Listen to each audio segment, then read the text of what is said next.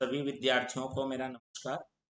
CGBSE अर्थात Chhattisgarh board कक्षा 9वीं विषय गणित अध्याय 7 राशियों की तुलना प्रश्नावली 7.3 का आज के हम इस वीडियो में बेसिक कॉन्सेप्ट को समझते हुए संपूर्ण हल करें। सभी विद्यार्थियों का मैं अपने इस प्यारे से यूट्यूब चैनल में हार्दिक अभिनंदन एवं स्वागत करता हूं। इसका नाम है पीके मैथ्स एजुकेशन।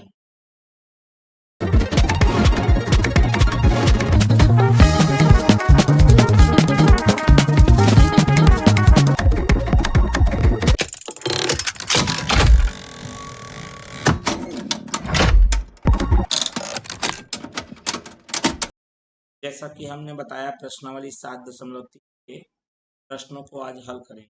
पहले क्या बेसिक कॉन्सेप्ट है, प्रश्नावली में क्या क्या हमको समझना है जिससे प्रश्नावली बनेगा, अर्थात उसका बेसिक कॉन्सेप्ट पूरा समझेंगे। जो विद्यार्थी से पहले वाले प्रश्नावली के प्रश्नों को और पिछले अध्यायों के प्रश्नों का वीडियो नहीं देख पाए हैं, उनके लिए लिंक डिस्क्रिप्शन बॉक्स में अवेलेबल है, वहां से आप देख और जरूर देखिए। साथ ही साथ जो विद्यार्थी हमारे चैनल में नए हैं, चैनल को सब्सक्राइब कर बेल आइकन नोटिफिकेशन ऑन रखिए और यदि कोई समस्या है कमेंट बॉक्स में। वीडियो को अंत तक जरूर देखें।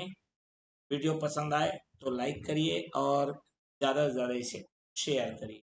चलिए तो मैं शुरुआत करता हूँ आज के वीडियो की और उसके बेसिक कॉन्सेप्ट। तो जो हमारा टॉपिक है आज का 7.3 के अंतर्गत, वो है हमारा किस्त योजना, है ना। आजकल बड़ा प्रचलन है ना। किस्त, कुछ रुपए हम दे देते हैं और कोई भी सामान को क्या करते हैं, फिर किस्तों में हम ले लेते हैं। तो किस्तों में खरीदारी, ये आजकल ट्रेंड है, प्रचलन में है। ठीक है। अब इसमें 4 प्रकार के प्रश्न आपको देखने को, भले प्रश्न 8 ही हैं, लेकिन कितने प्रकार से प्रश्न देखेंगे आप? 4 प्रकार। कौन कौन से हैं? वो कितने दर की, ब्याज की दर क्या थी, दर निकालने वाला, हमको प्रत्येक माह में कितना किस्त जमा करना है, जो किस्त जमा करते हैं इंस्टॉलमेंट बोलते हैं, और एक और है कि उसका नगद मूल्य ज्ञात करना। ठीक है, नगदी में कितना, क्लियर हो गया। नगदी जो भुगतान करते हैं, है ना, मतलब कोई प्राइस रहता है, कोई कीमत रहती है, फिर नकदी में देते हैं, फिर जो बच जाता है उसका इंस्टॉलमेंट अर्थात किस्त पटाते हैं। कोई किसी व्यक्ति ने कितना नकदी दिया रहा होगा, फिर बाकी को किस्त बंधाया, ये प्रश्न देखेंगे समझ में आएगा। दूसरी बात ये है कि जो तीनों अपन निकालेंगे, है ना, इसमें आपका साधारण ब्याज काम करेगा, काम नहीं करेगा, वो प्रश्न में वैसा दिया रहेगा। एक और है, इन्हीं में से तीनों का कुछ भी निकालना हो सकता है, दर भी निकाल सकते हैं, किस्त की राशि भी निकल सकती है और नगद मूल्य भी निकाल सकते हैं। कोई भी प्रश्न आ सकता है, एक चक्रवृद्धि तरीके से और एक साधारण ब्याज की तरीके से। तो वो कैसे पता चलेगा, वो प्रश्न में दिया रहेगा आपको। ठीक है, कि उसमें चक्रवृद्धि वाला लगाना है कि हमारा कौन सा वाला, साधारण वाला। ठीक है, अब साधारण ब्याज का सूत्र आप जानते हैं, साधारण ब्याज का सूत्र लगेगा। इसमें क्या सूत्र होता है? मूलधन गुणित दर गुणित समय बटे 100, यही लगेगा और कुछ नहीं लगेगा। चक्रवृद्धि ब्याज में मिश्र धन क्या होता है? पी, एक धन आर बटे 100 और पूरे की घात n। इसमें भी वार्षिक और 6 माही वाला होता है। ठीक है, प्रश्न का जो कैसे सॉल्व होगा, ये स्टेप बाय स्टेप, मतलब एल्गोरिदम में चलेगा। मैं एक तरीका बताऊंगा, पूरा प्रोसेस को समझाऊंगा, सेम टू सेम सारे प्रश्नों में वही लगेगा, ये बात की गारंटी है। चलिए मैं पूरा समझाता हूँ सिस्टम होता क्या है, खरीदारी होती कैसे है। पहले प्रश्न पढ़ता हूँ, एक्सरसाइज 7.3 है मेरा 7.3, जिसमें बोला है कुर्सी को 450 रुपए नगद अथवा 210 रुपए तत्काल नगद भुगतान एवं 125 रुपए की दो समान मासिक किस्तों में बेचा जाता है। किस्त योजना में लिए गए ब्याज की दर ज्ञात की। अब यहां पर देखिए, इसी को हमको समझना है। क्लियर हो गया? चलिए, समझना कैसे है, क्या करना है, जरा ध्यान से देखो। अब स्टेप को आप समझना, जो मैं स्टेप लेने वाला हूं हर प्रश्नों में वही स्टेप आप लेंगे। ठीक है? तो देखो क्या होता है, आप खरीदारी करने जाते हो तो उसका प्रोसीजर क्या क्या है। सबसे पहले वो कीमत बताएगा, फलाना कीमत का है, उसी को दे दिया यहाँ पर 450 रुपए नगद। ठीक है, मतलब अगर नगद में लोगे 450 रुपए। चलिए यहाँ पर मैं लिखता हूँ सॉल्यूशन। नगद कीमत कितनी है इसकी, 400। स्टेप को आप देखेंगे, मतलब नगदी में मैं ले लेता तो 450 रुपया देता और ले लेता। ठीक है, लेकिन इसने क्या किया, 210 रुपये मात्र दिया। तो तत्काल नगद भुगतान, तत्काल नगद भुगतान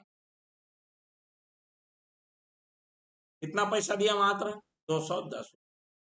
बिल्कुल। तो समान मासिक किस्तों में, महीने वाला किस्त बना हुआ है भैया। ठीक है, इसी बात का ध्यान रखेंगे।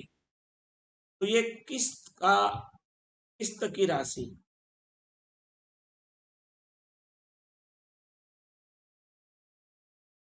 कितना है, 125। किस्तों की संख्या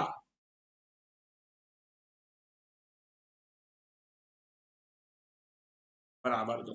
अब जो दिया है हमने लिख लिया। ब्याज की दर निकालनी है, तो यहां पर हम मान लेंगे, माना कि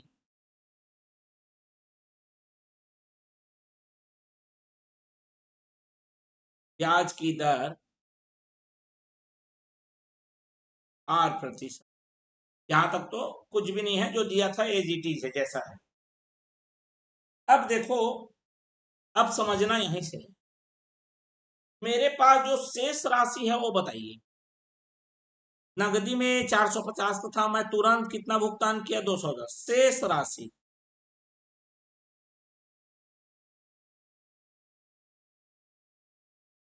शेष राशि कितना हो गया, 450 माइनस 200, कितना आ गया ये बताइए। 450 रुपए में 210 माइनस करिए, कितना बचा आपके पास, 240। मतलब उधारी मेरा 240 रुपया बचा हुआ है। बात समझ में आ गया यहां तक? अब दूसरी बात, मैं दो किस्त दे रहा हूं, 125 125 का, मतलब कुल भुगतान कितना किया। देखो मेरे पास पैसा देना है 240, ठीक है, और कुल भुगतान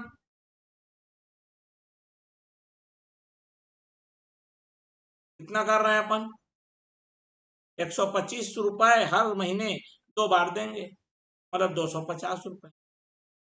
10 एक्स्ट्रा क्यों हो रहा है, वही ब्याज है। तो जो एक्स्ट्रा है वही ब्याज सबसे पहले निकाल लो। जो स्टेप मैं बता रहा हूं उसी स्टेप में आपको चलना है, अतिरिक्त तो उसमें दिमाग लगाने की जरूरत नहीं है। इसको बोलते हैं एल्गोरिथम। जब वो फिक्स प्रोसेस में कोई चीज चलती है तब उसको बोला जाता है एल्गोरिथम। समझ में आ गया बात? चलिए, तो ब्याज कितना हो गया, 250 हम दे रहे हैं, और हमारा उधारी कितना बचा था, 200, अर्थात मेरा 10 रुपए क्या है। अब यहां तक हमें समझ में आ गया। अब देखो, ये जो ब्याज है यही हमारे जो एक संबंध को बनाएगा, समीकरण बनाएगा, यही कौन, ब्याज। ठीक, ये तो ब्याज 2 महीने का है। ठीक है, अब देखो प्रोसीजर को। ठीक, क्लियर हो गया बात? अब देखो यहां पर पहले महीने का ब्याज,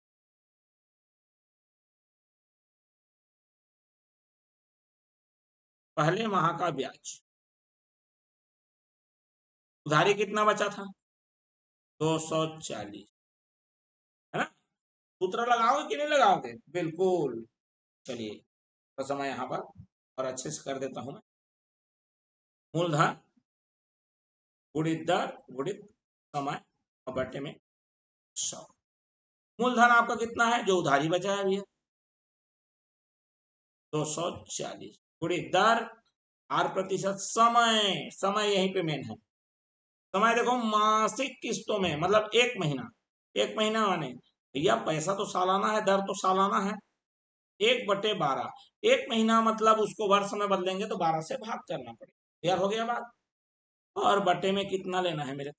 100। ठीक, यहाँ का समझ में आ गया? बिल्कुल। ये क्या हो गया? पहले माह का ब्याज। अब दूसरे माह का ब्याज, यहीं पे ट्विस्ट है ना, याद रखो।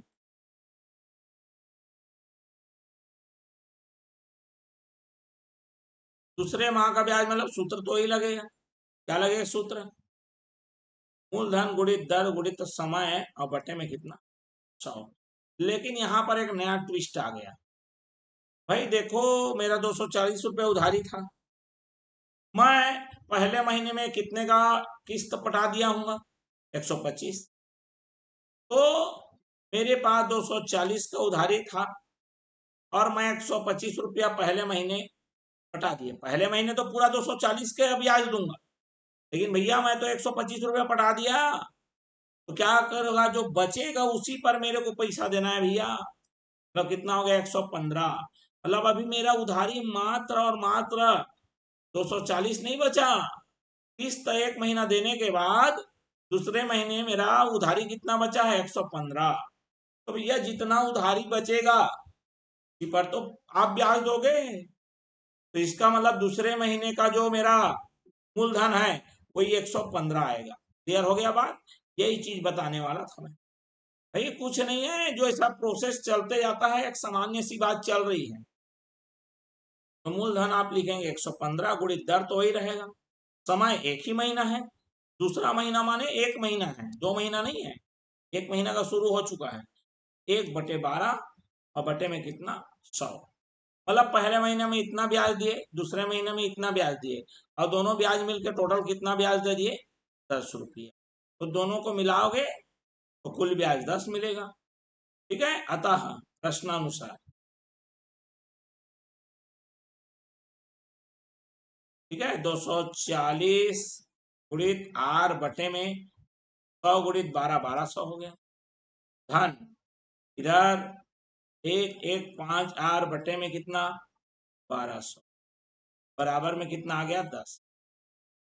बस देखो यहाँ पर आर से एक समीकरण बन गया। 1200 दोनों में कॉमन है, तो 1200 उसका लघुत्तम हो गया। या फिर 240 आर में 115 आर को जोड़ दीजिए आप, कितना आ जाएगा? 355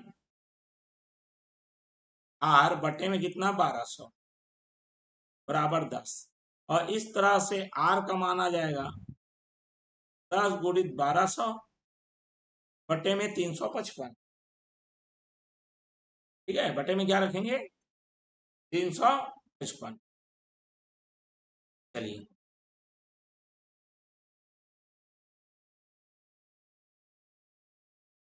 चलिए यहाँ पर कट गया। ये 1200 है, बटे में क्या है? 300। दिख रहा है? चलिए, हाँ दिख रहा है, बिल्कुल ठीक है। वैसे बोल रहे हैं अपन कि इतना लिखने वाले हैं बोल के, ठीक है।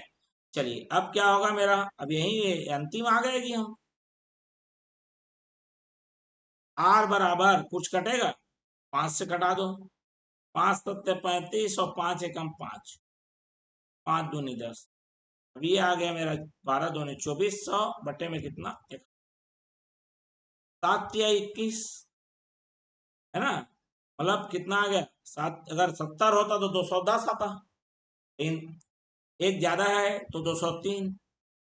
यहाँ पर क्या बचा? 35। ठीक है, कितना बचेगा? 240 है, 203 घटा दिए, सॉरी 213। कितना आएगा? 213। 13 घटाओगे तो कितना आ जाएगा? ये 13 घटाने पर कितना आएगा? 27 आएगा। ठीक है, 27 माने 270।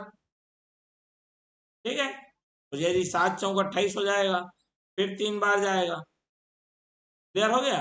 और इस तरह से जब इसे देखोगे, यहाँ पर कितना आ गया फिर 270, 27 आ गया 270, फिर वही 213 घटाना था, घटा लो कितना आ गया यहाँ पर आ गया मेरा 7, और ये आ गया मेरा 6 में से गया 5, दशमलव लगा गया, 0 बढ़ेगा, 570 हो गया, है ना। तो ये 7 सत्ते 49, 7 अट्ठे 56, 8 बार में जाएगा, ये आ जाएगा 56 8, 8 बार में गया, अरे कितना बच गया 2, बस 2 ही बचा, 20, ये कितने बार में जाएगा देख लो, दशमलव लगेगा ना, बस करना कुछ नहीं है, 33.8, ज्यादा लेने की जरूरत नहीं। ठीक है, तो इस तरह से मेरा 33.8 है वो दर हमारा प्रतिशत में निकल गया। अब यही जो प्रोसेस है, चाहे आप दर निकालो, चाहे नगद भुगतान निकालो, चाहे आप कोई भी किस्त भी निकालो, प्रोसेस पूरा ऐसे ही चलेगा भैया। ठीक, इसीलिए एक को तुरंत बड़े इत्मीनान से समझाए हैं, इसमें कोई भी स्टेप में आपको चेंज नहीं करना है। चेंज कहाँ पर करना है मैं बताऊंगा। ठीक है, चलिए समझ में आ गया कि इसके बाद क्या प्रोसेस आता है। बिल्कुल, अब यहाँ पर देखो, एक टीवी स्टैंड 3000 रुपए नगद बेचा जाता है, 600 रुपए तत्काल भुगतान, 1250 रुपए प्रति माह 2 किस्त उपलब्ध है, किस्त के लिए गया ब्याज की दर निकालना है। सेम प्रोसेस है, फटाफट करते हैं क्योंकि प्रोसेस हमने समझ लिया है। क्लियर है। नगद कीमत, चलिए नगद लिख दिया मैंने, नकद है, पुस्तक में लिखा है नकद। नकद कीमत कितना है मेरे पास 3000। ठीक है, तत्काल कितना भुगतान हुआ है, तत्काल भुगतान बताओ कितना आ गया, तत्काल भुगतान कितना दिया है 600। क्लियर हो गया। किस्त की राशि,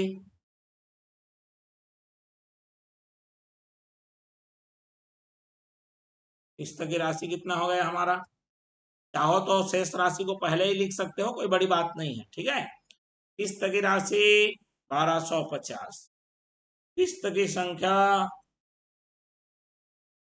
कितने बार किस्त दिया, 2 बार। ठीक है, अब हम लोग क्या निकालना है दर, तो माना की दर सेम जाएगा, 8% है, फिर शेष राशि बराबर 3000 माइनस 600 बराबर 24। क्लियर हो गया बात, या नीचे में लिख लो, कोई दिक्कत नहीं है, मैं लिख देता हूँ ना, ताकि एक लाइन बढ़िया से चलता रहे। चलिए 2400 आ, ठीक। उसके बाद कुल भुगतान, हमारा पैसा तो इतना बचा है 2400, लेकिन हम क्या कर रहे हैं 1250 गुणित 2 माने कितना दे रहे हैं भैया 2500 रुपए, 2400 उधारी है, 2500 दे रहे हैं, तो कुल ब्याज बराबर 2500 माइनस 2400 बराबर 100। यार एकदम प्रोसेस में चलेगा। क्या है, पहले माह का ब्याज,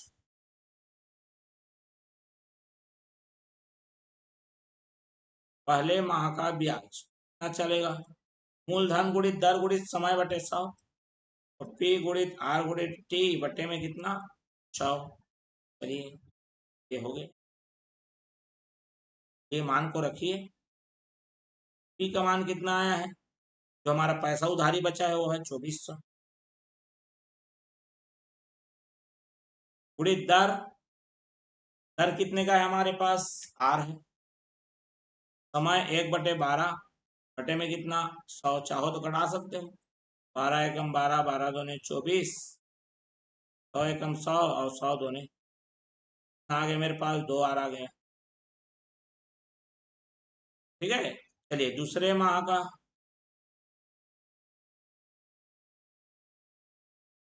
दूसरे माह का ब्याज, अब देखो भैया ₹2400 हमको देना था, एक महीना पूरा हो गया, एक महीना में हमने 1250 दे दिया, पहला किस्त दे दिया, ठीक, मतलब 1250 कट जाएगा और ये आ जाएगा मेरे पास 1150, ये बचा हुआ राशि है। क्लियर हो गया? दर वही रहेगा, समय तो 1/12 ही रहेगा और बटे में 100।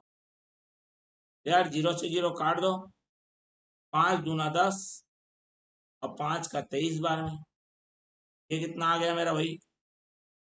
23R/24। ठीक, अब दोनों मिलके कुल ब्याज, पहले माह का ब्याज प्लस दूसरे माह का ब्याज, ठीक है, पहले एवं दूसरे माह का ब्याज माने कुल ब्याज, पहले एवं दूसरे माह का मतलब पहले माह का 2 आ रहा है प्लस दूसरे का 23R/24 और बराबर में कितना लिखोगे? 100। क्लियर हो गया? 24 दूनी 48R हो गया, प्लस लघुत्तम लेंगे हम 23R बटे में क्या है? 23R बटे में कितना? 24 बराबर कितना आ गया? 100। 48 और 23 कितना आ गया? 70 बराबर 24 इधर गुणा होगा, कितना आ गया? 2400। यार फिर से वही आ गया लग रहा है, आंसर तो वही आ गया लग रहा है, 33.8। ठीक है, पर कहीं चेक कर लेंगे, है ना, चेक भी कर लेंगे, कोई दिक्कत नहीं है, हमारा आंसर उतना ही आया हुआ है, दोनों में सेम आ गया, घबराने की जरूरत नहीं है, प्रोसेस एक बार चेक कर लें, देखो प्रोसेस तो सही है, ठीक, कोई दिक्कत नहीं है। चलो बनाते हैं तो फिर R = कितना? 2400/71, अभी अभी भाग किए हैं भैया, देख लो, ये देखो याद आया मुझे, इसीलिए हम क्या लिखेंगे इसके लिए, हम सीधा सीधा 33, हम लोग 8 कोई समय वेस्ट नहीं करें, ठीक, बिल्कुल, देखो प्रश्न अलग है लेकिन आंसर सेम आ गया है, ठीक है, घबराने वाली बात नहीं है, हैरान होने वाली बात नहीं है, गलत हो है ऐसा कोई बात ही नहीं है, ठीक, चलिए तीसरा बनते हैं हमें। अब यहाँ पर देखो नया प्रश्न है, लास्ट में क्या लिखा है, देखो किस्त की राशि, इस बार किस्त निकालना है, इस बार दर पहले से दे दिया है, प्रोसेस में कोई बदलाव नहीं करना है आपको, सॉल्यूशन में बताता हूं मैं। नकद मूल्य बराबर कितना आ गया? 1940। तत्काल भुगतान,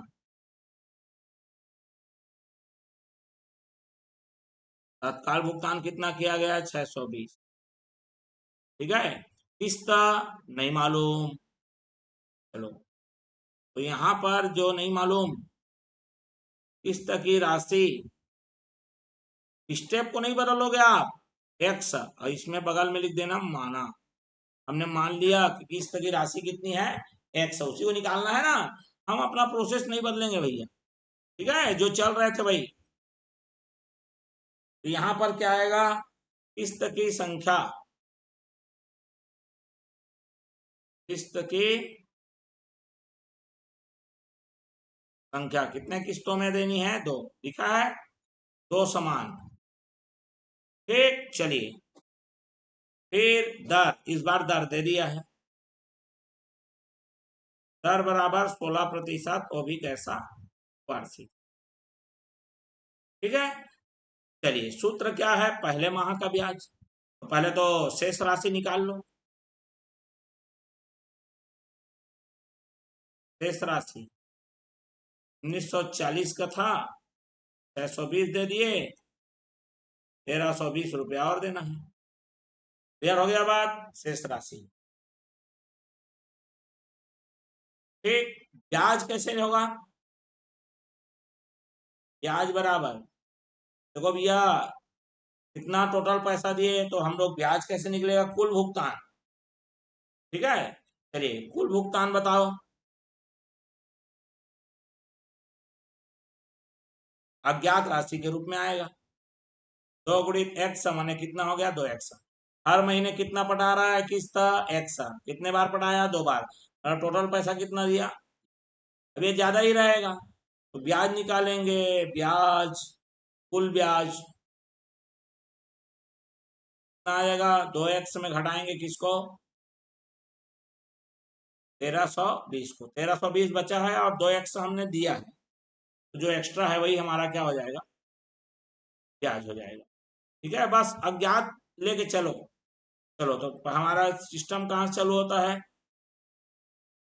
पहले माह का ब्याज मूलधन गुणित दर गुणित समय बट्टे में कितना 100, बराबर में रख दो मूलधन, मूलधन है मेरा 1320, दर हमको दिया है 16, ठीक है, और समय 1/12 और बट्टे में कितना 100, क्लियर हो गया। चलिए कट तो जाएगा लेकिन अभी नहीं कटाएंगे, फिर वही आगे झंझट होता है आखिरी में। दूसरे माह का ब्याज, सूत्र तो ही लगेगा, P गुणित R गुणित T बटे 100। अब देखो यहीं पे हमारा पहले महीने तक उधारी था और 1320 था, लेकिन हमने तो किस्त पहला पटा दिया, एक महीना में x रुपया हमारा कम हो गया उधारी, तो जो 1320 था माइनस में कर देंगे x, गुणित में 16%, समय में 1/12 चलेगा और बटे में आएगा 100, ठीक है। तो यहाँ पर लिखना है हमको पहले एवं दूसरे माह का ब्याज बराबर कुल ब्याज, और पहला एवं दूसरा महीने का, पहला महीने का तो ये दिख रहा है आपको 1320 गुणित 16/1200 प्लस यहाँ पर क्या आ गया 1320 माइनस एक्स गुणित में 16 और बटे में कितना 1200, बराबर में कितना कुल ब्याज ये है 2x रेट 1320।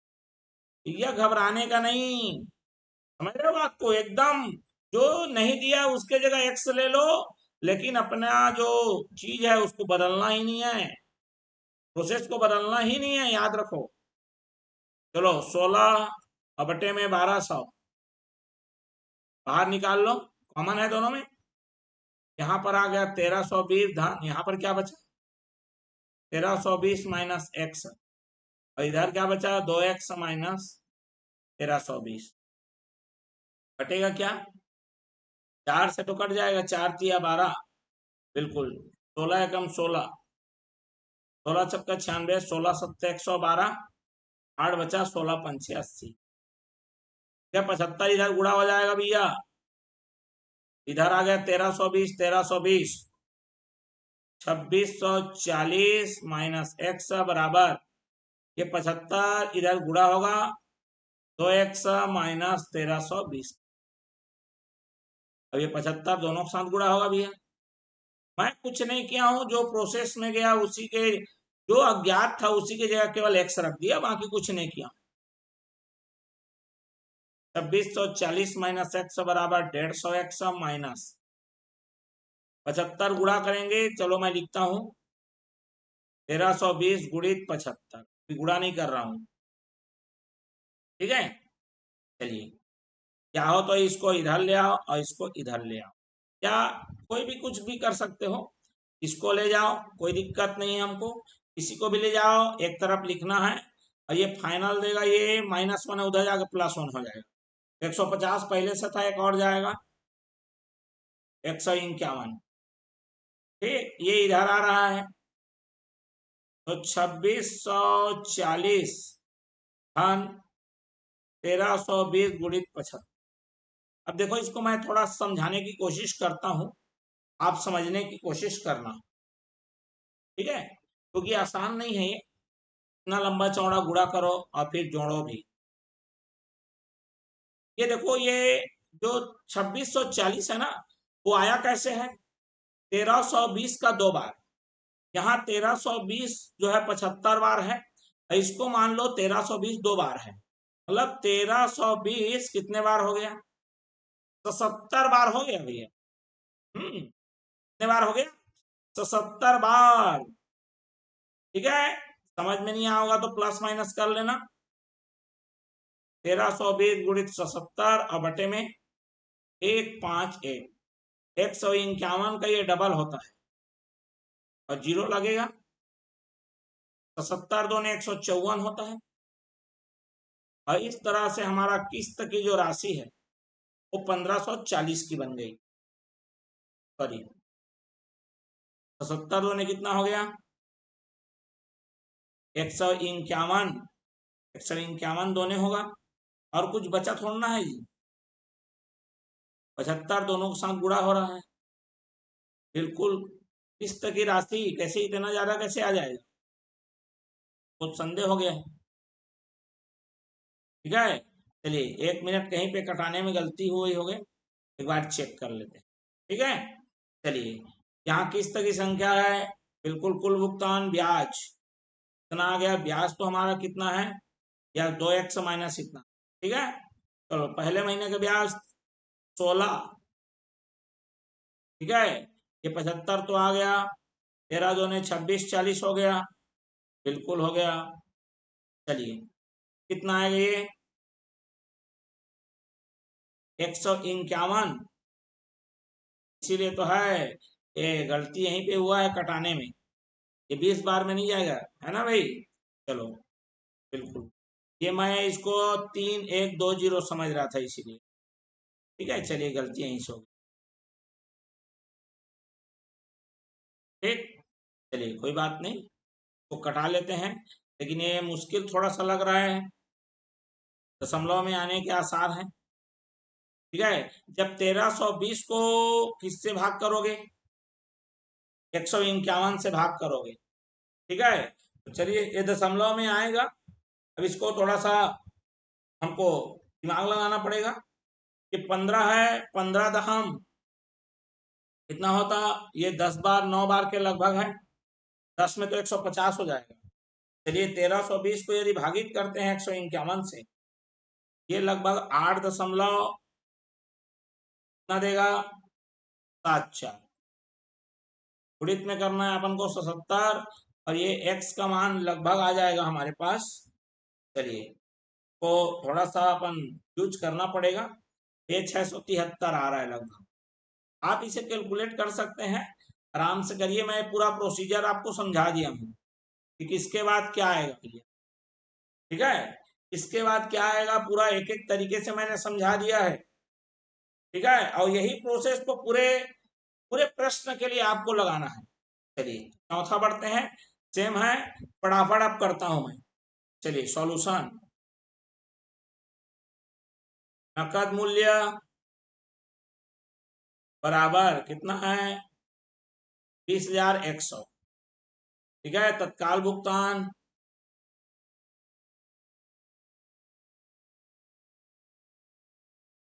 बराबर है 3700। ठीक है, चाहो तो आप शेष राशि को यही निकाल लो, कोई दिक्कत नहीं है, बाद में निकालो अभी निकालो एक ही। लेकिन हम लोग जो प्रोसेस में चले थे अब उसी में चल रहे हैं। तो किस्त की राशि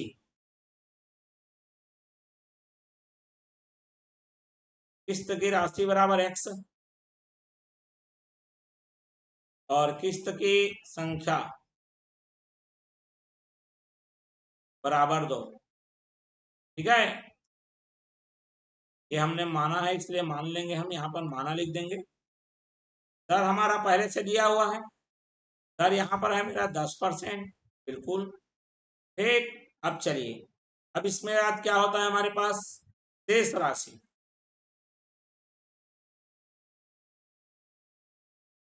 20,100 का था सामान, तो मैंने तुरंत दे दिया, 3700 दे दिया। कितना बचा?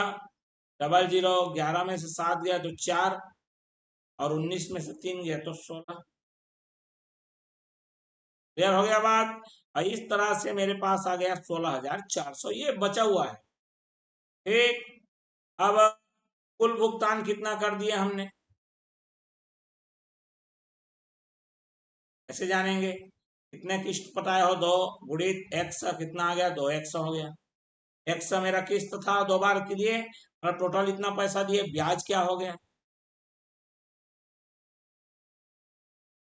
ब्याज का मतलब कुल ब्याज, 2x में 16,400 घटाना पड़ेगा। क्लियर हो गया बात? चलिए एक एक स्टेप वैसे ही रहेगा जैसा कि आपको लेना है। पहले माह का ब्याज